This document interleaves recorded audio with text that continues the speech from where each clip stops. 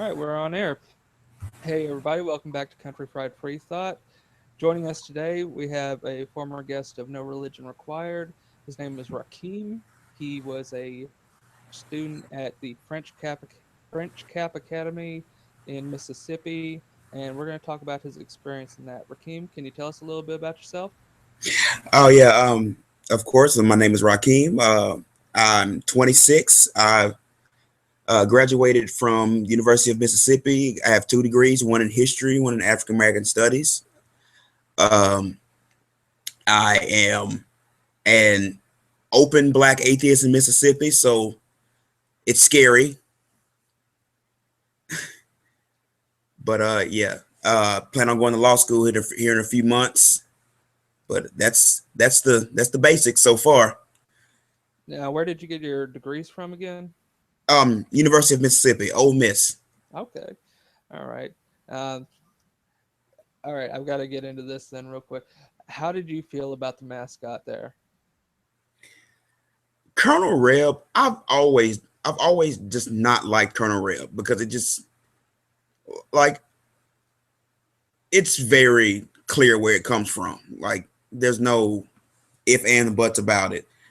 And actually when they were going through the big mascot debacle, I was writing for the Daily Mississippi in the school paper, and I did a couple columns on the whole mascot issue.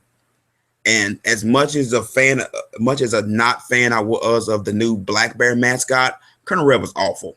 And Yeah. the people that were here celebrating it, and they're still doing it. They're still putting up our Colonel stickers, and they're sneaking them in the games and stuff. They're just ridiculous.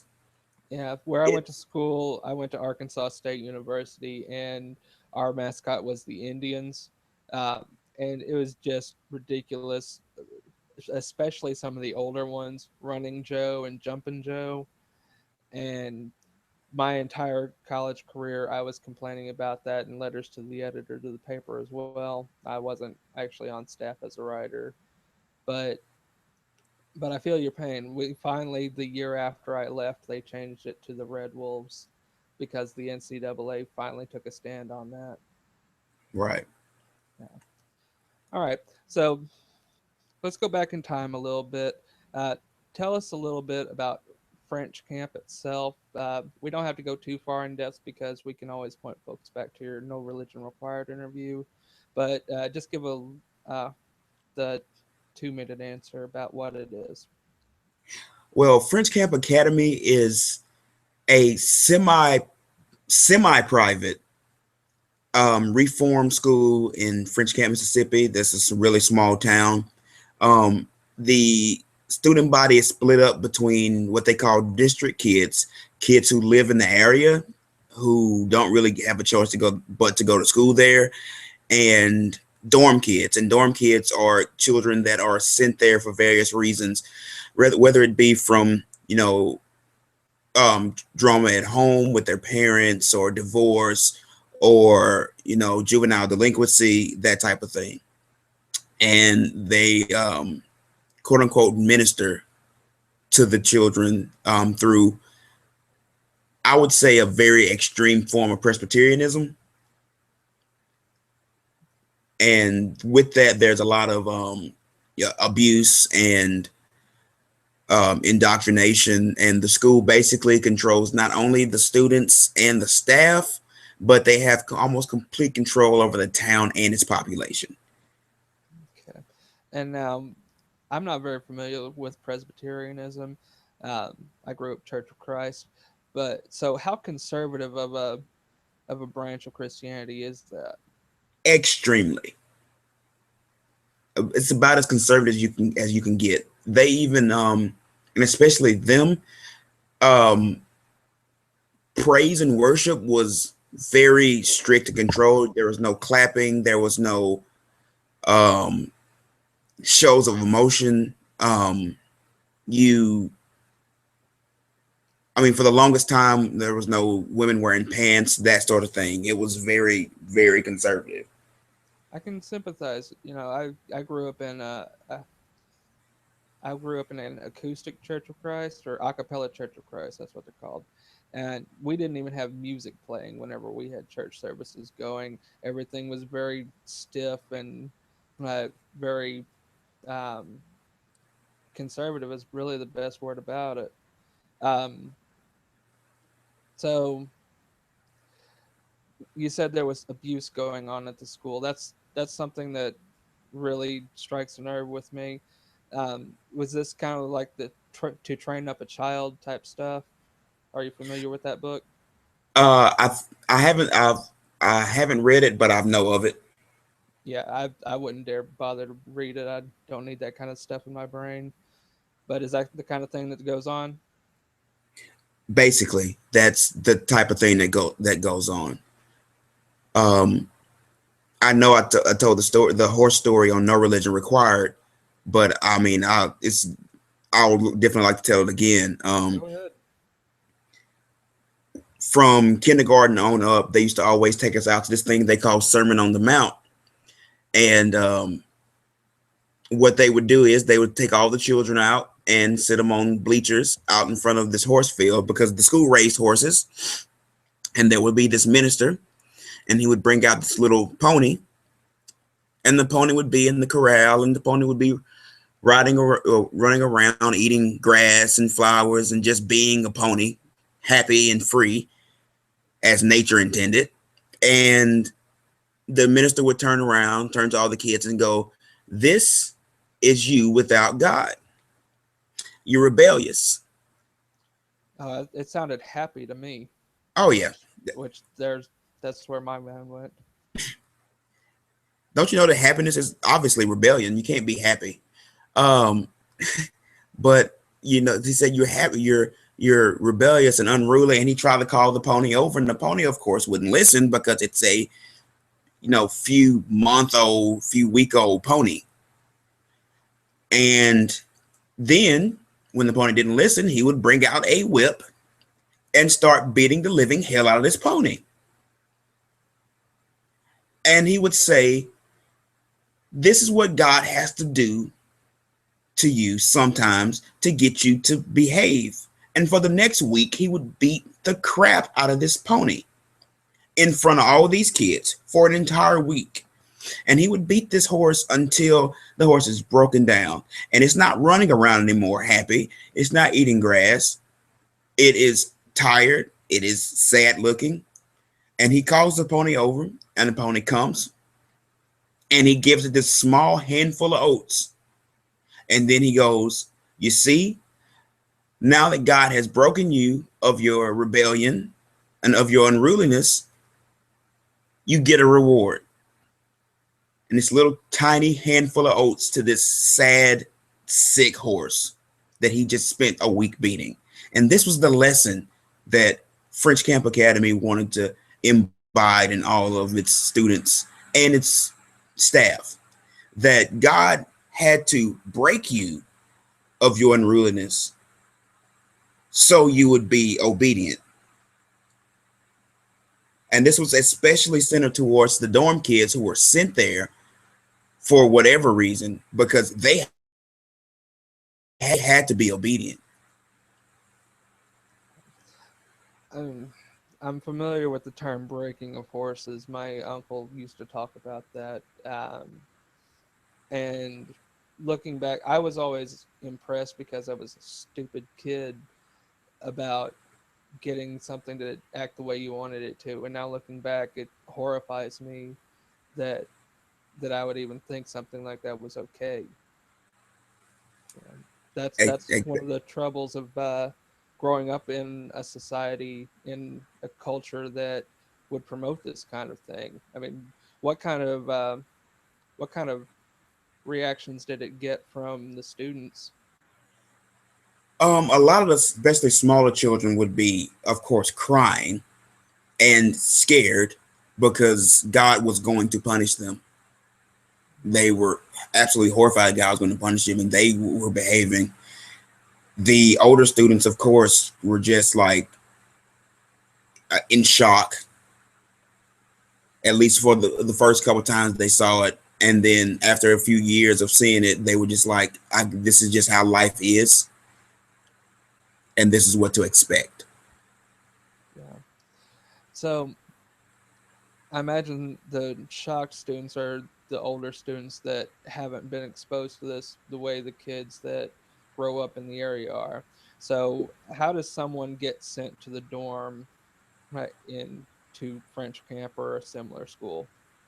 Well, there are a few children who just come from broken homes, divorcee parents, that type of thing, and their parents just really they have jobs where they can't really take care of them, and they send them there. Other children, um, juvenile delinquents, they've been kicked out of other schools. We've had a few that were actually had committed like serious crimes, and it was either French camp or juvie. Hmm. And then we had some children that were literally just dropped off there. Their parents didn't want them anymore. And then on the rare occasion, we would have family members of celebrities. We had Morgan Freeman's granddaughter attend there. We've had Tyra Banks' niece attend there, and a few others. But these are the type of kids that are there. Just kind of, I don't want to say the forgotten children, but they're kind of the ones that aren't going to be acceptable and like easy in like normal schools. Yeah, I heard a discussion about similar types of schools on the recent Crack.com podcast, particularly talking about ones out in Utah where they seem to be wilderness camps, and Right. the students would just be picked up by, almost kidnapped by people, and their parents would have no idea what was going on at the place because all of the communication back and forth was monitored and censored to where the children couldn't tell the parents what was going on. On top of that, they would prime the parents that anything your child says to you, they're just overreacting. They're lying about this so that to make us look bad because they don't want to they don't want to behave. Is that something like French camp would do? That is exactly what French camp will do. Every child that almost has ever gone home back to their parents to say this is what's going on, this is how they're treating us.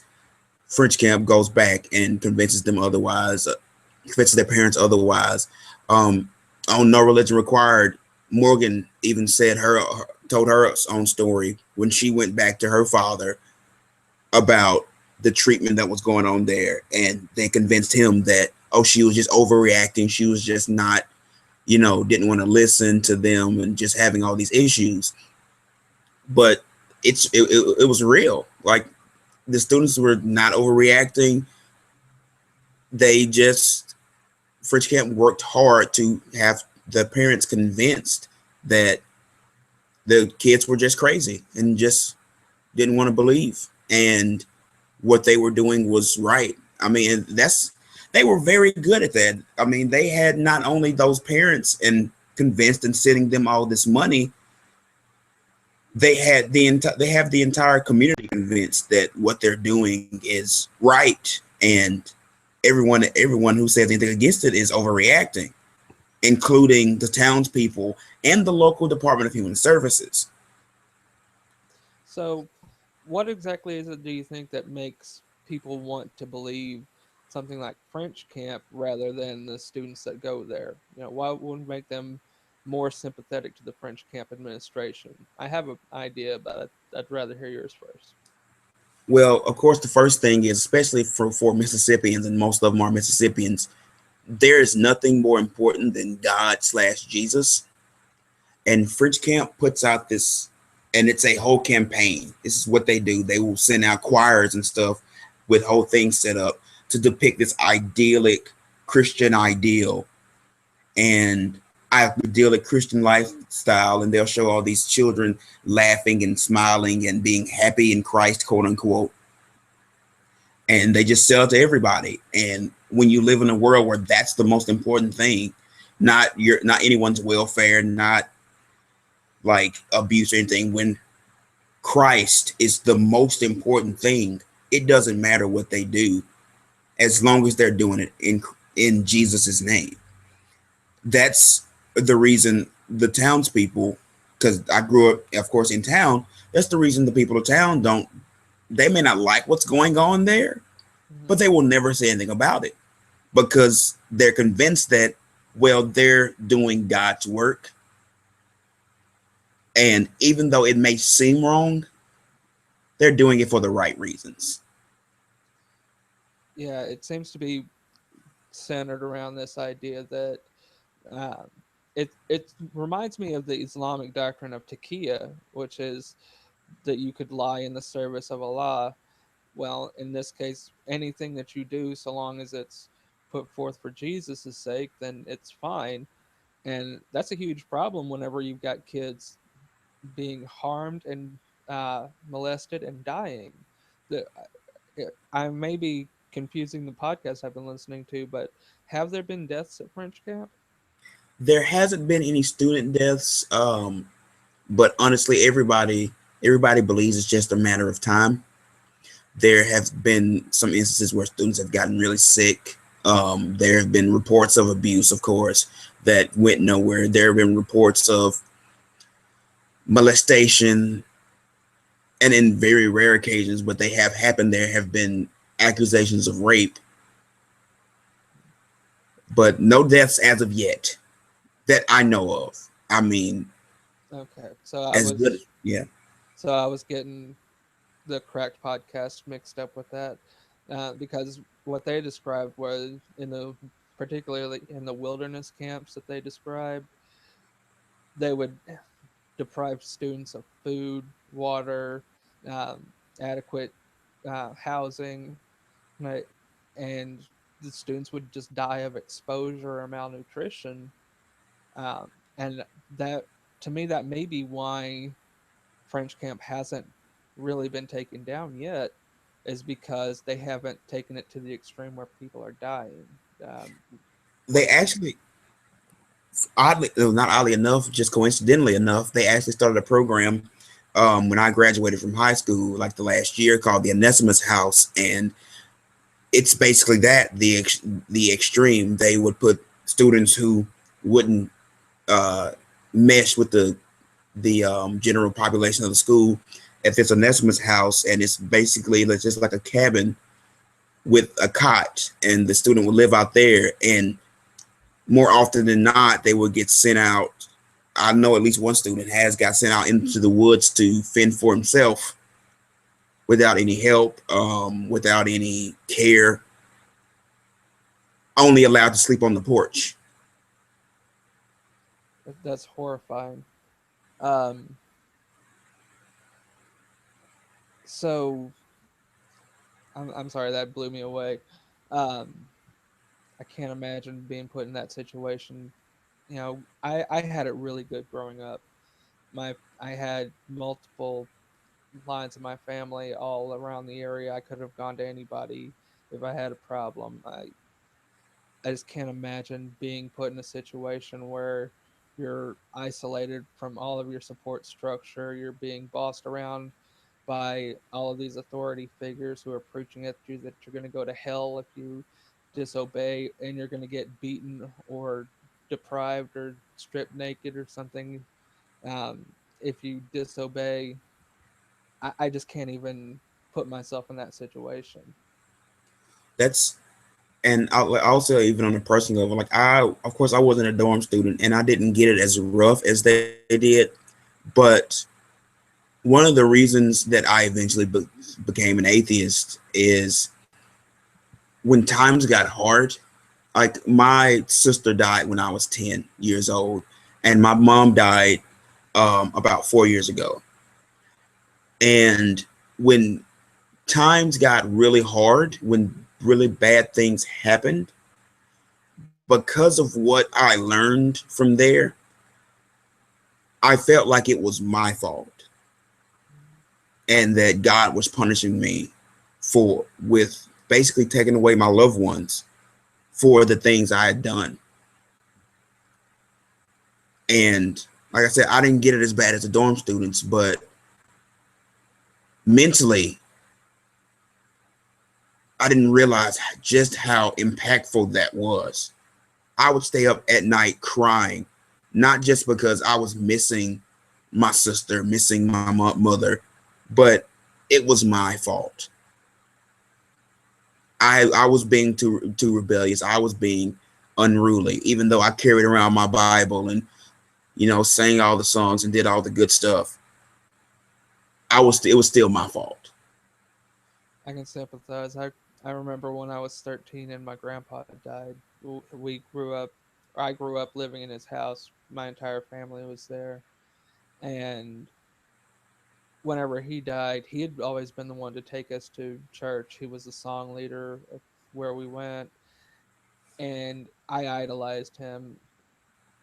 And it boggled my mind why God would take such a good Christian away from another good Christian like myself. And that was one of the things that really shook me. It still took years before I'd actually look at it anything critically, but I did. That's when I started breaking away. Right.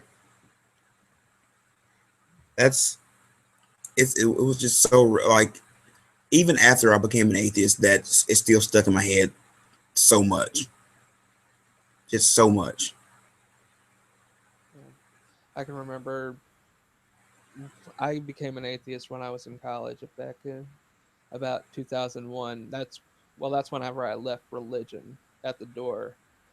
Um, and not long after that, I had a really severe nightmare about my mom and my aunt my aunt had just died and my mom had just had a stroke, which is what my aunt died from. And I had this dream about going into hell and rescuing them, and then they walked through the doorway to a church to go to heaven, and I couldn't go with them. And I just woke up sobbing.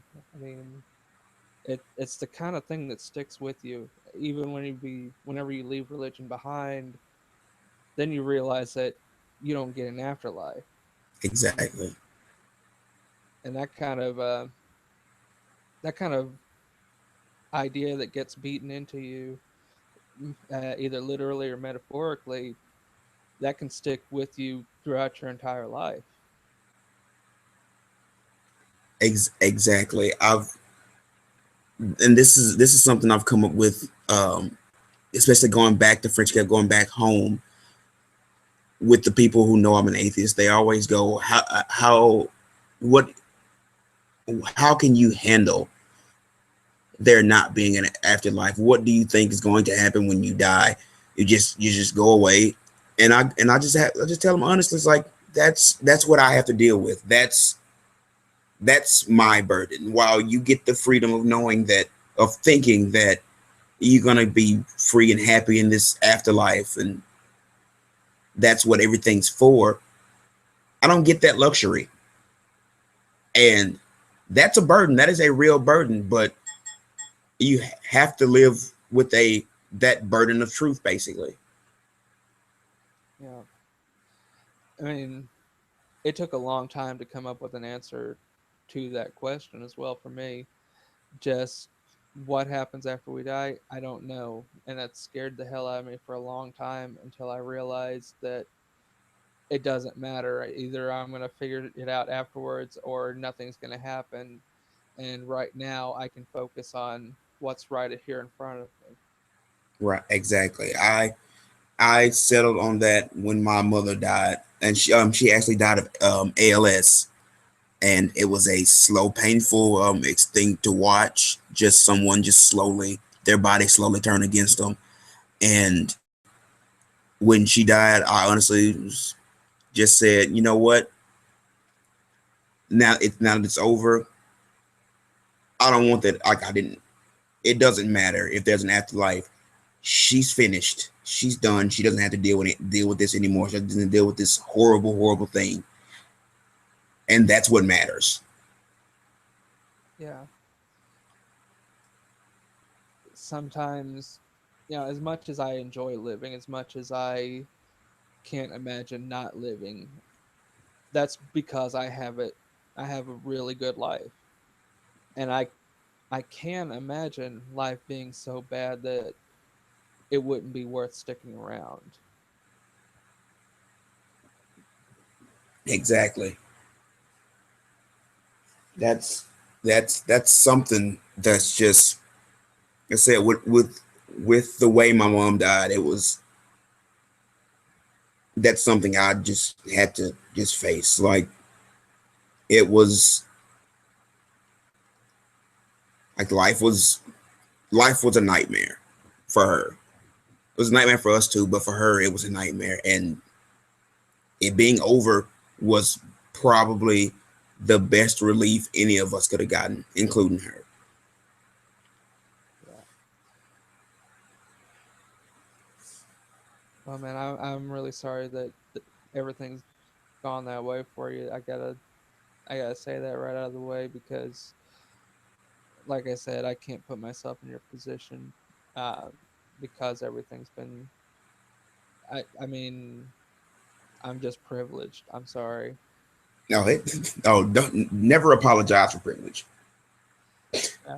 Um, so now, whenever you were on No Religion Required, you said that your family was kind of a big deal in town. So were they just how did your family particularly deal with French camp, given that that was their public school?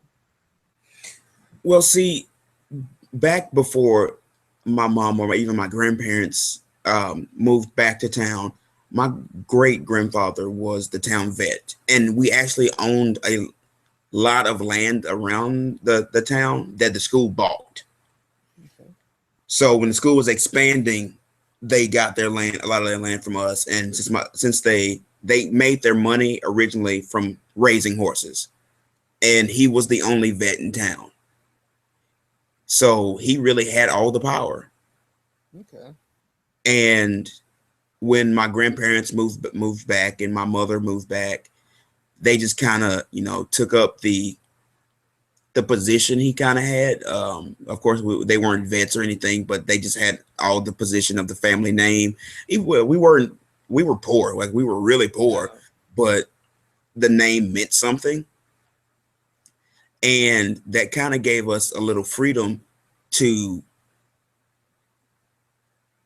I guess, I wouldn't say fight back, but resist. Because my mom, even though she sent me to that school, she was nothing like that. She was a Christian, but she was very liberal. She was very open minded.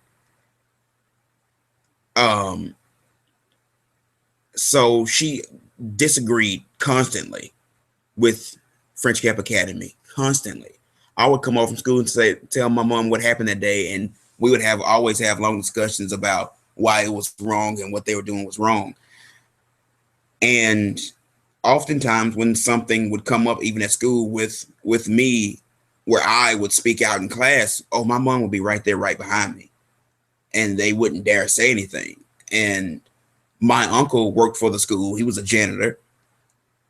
My aunt was a lunch lady. My sisters had all graduated and gone there. So, and I had grown up around like the dorm parents, the people who watch over the dorms. All of them had known me since I was a baby. So that kind of of course, gave me a little more freedom because they knew me.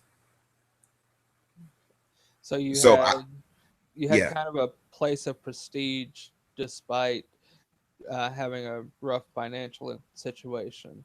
exactly. Okay. Um, so how would you say your treatment was different than say the dorm students? Well, they didn't, of course, they didn't have as much control over the district kids like me because of our parents. Our parents were right there. Yeah. So I didn't have to go through all the harsher punishments. They had this thing called rock pile, where as punishment, they would make students carry these big boulders basically back and forth and stack them up for hours on end. Um, they would make them dig holes from time to time. And we used to always joke, it's like, oh, you must be digging your own grave at this point. Oof. But like they would, there was these were the punishments, and those are actually some of the lighter punishments. Like these were like step two and step three on punishment meters that go up to like six, and paddlings were, standard. Yeah. But I didn't have to deal with that type of stuff. When someone tried to make me do that, I left. I went home. I would walk home, and no one would stop me. Um, I didn't, of course, get as much indoctrination as the dorm students, of course, because they had to live in it. They had to eat, sleep, live it. They had to watch all these really bad Christian movies. That's all the music they can listen to. They had to go to their church services constantly. This was why my treat. This is how my treatment was like different. I was just more free because I could leave, but that also put me in a weird kind of situation because I was watching my friends, people who I loved, grew up with, go through this stuff and tell me this stuff. And oftentimes I was there to watch because I lived in town. Didn't have anything else to do, so I would go hang out at the school, Hmm. and I would literally watch this stuff, and I would watch all these crazy things happen, and no, I couldn't really do anything about it. So, trying to think of what's the best angle to go here. What's it like feeling that helpless? What's that do whenever you grow up as a Christian in that environment? And for Presbyterians and for folks at French camp, did they teach you that if you spoke out to God, if you ask, you'll get an answer, that kind of thing? If you seek, you shall find. Um, Yes. so, I mean, that's got to cause a lot of cognitive dissonance to. I am sure you saw this as an injustice, and I'm assuming that you would be praying about trying to help your friends, and or or am I misreading this? Oh no, you're right. Um, it would it would be a, it would be a thing because I would, of course, pray to God that, you know to fix this, to make it right, make what was, what I thought was good happen. So, whenever you were saying these prayers, were you trying to help change the administrators or change your fellow students to try to get them to act the way the administrators wanted to? That or do you even remember? I remember I was basically against the administrators because Okay. I like I knew just I knew just like submitting to them wasn't good. Like I knew the effect even then, and I knew they shouldn't. Like they had to keep fighting, and that's one thing that kept getting me. They kept getting me in trouble. Is that I kept I got a big mouth, Okay. and even though I was well liked and stuff, anytime I heard something wrong that I thought was wrong, I would speak out against it, and that would get me in trouble. Yeah. And I always, prayed to, of course, that the students would just keep fighting. That you know, God, they would come to, of course, God. This is back when I was a Christian. Come to God on their own terms, but not French camp's terms, because I knew French camp terms were wrong. Okay. I mean, that's that's pretty good that you were able to notice that blind authority or blind obedience to an authority is not the way to go. There still has to be a morality behind that authority. I have to thank my mom for that one because she she always said that one thing was people always find God in their own way. No one has a right way. And that the most important thing was to be good, not be obedient to someone, but to be a good person.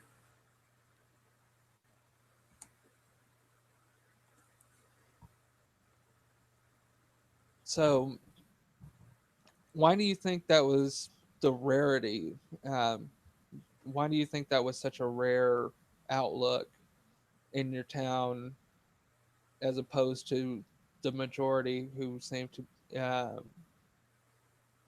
focus on the blind authority? Well, once again, it goes back to everyone believing that,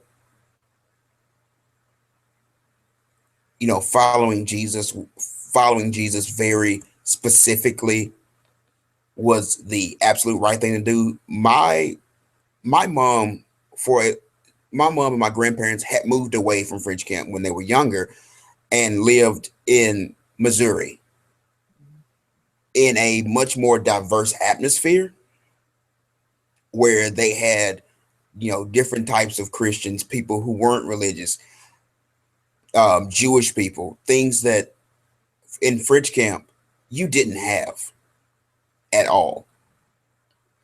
So, of course, their mindsets were a little more open because they had the experience of living with in the real world, basically. But down there is no real world. They keep you isolated from any other forms of thought. So there is nothing but obedience because there is nothing else.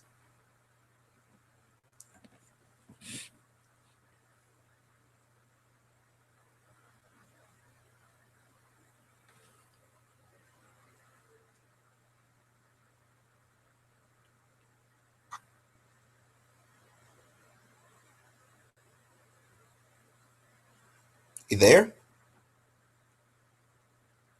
Uh oh.